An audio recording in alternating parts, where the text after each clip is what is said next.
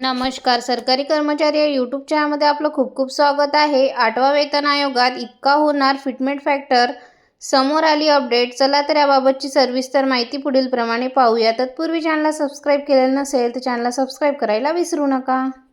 8वा वेतन आयोगाबाबत महत्त्वाची बातमी समोर आली आहे. 8वा वेतन आयोगातील पगारवाढ ही फिटमेंट फॅक्टरवर अवलंबून असते. दरम्यान फिटमेंट फॅक्टर किती होणार याबाबत अपडेट समोर आली आहे. सरकारी कर्मचाऱ्यांसाठी महत्त्वाची बातमी. फिटमेंट फॅक्टर किती होणार?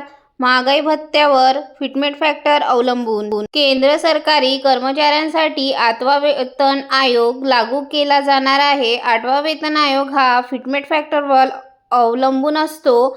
8वा वेतन आयोगात पगारवाढ ही फिटमेंट फॅक्टरवर अवलंबून असते. 8वा वेतन आयोग लागू होण्याआधीच महागाई भत्ता वाढणार आहे. दरम्यान आता महागाई भत्ता किती लागू होणार त्यावर फिटमेंट फॅक्टर ठरू शकतो. सरकारने 8वा वेतन आयोगाची अधिकृत घोषणा केली आहे. त्यानंतर 8वा वेतन आयोगासाठी समिती स्थापन करण्यात आली आहे. या समितीने शिफारशी सादर केल्यानंतर कर्मचाऱ्यांना पगारवाढ मिळणार आहे. दरम्यान फिटमेंट फॅक्टरबाबत महत्त्वाची अपडेट समोर आली आहे. महागाई भत्ता संकेत देतोय की फिटमेंट फॅक्टर 1.60 पेक्षा कमी होणार नाही. दरम्यान हा आकडा वाढण्याची शक्यता वर्तवली जात आहे. महागाई भत्ता हा CPI-IW वर अवलंबून असतो. डिसेंबर 2025 नुसार CPI-IW इंडेक्स 148.2 पॉईंट्स असतो. याच आधारावर जानेवारी 2026 मध्ये 2% वाढण्याची शक्यता आहे. त्यामुळे महागाई भत्ता हा 60.38 टक्क्यावर पोहोचेल. यानुसार 60% रुपये येऊ शकतात.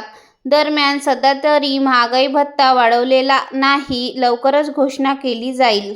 महागाई भत्ता आणि फिटमेंट फॅक्टरचा संबंध. सध्या वेतन आयोगात बेसिक सॅलरीवर महागाई भत्ता लागू केला जातो. 7व्या वेतन आयोगात महागाई भत्ता 60% पोहोचला आहे.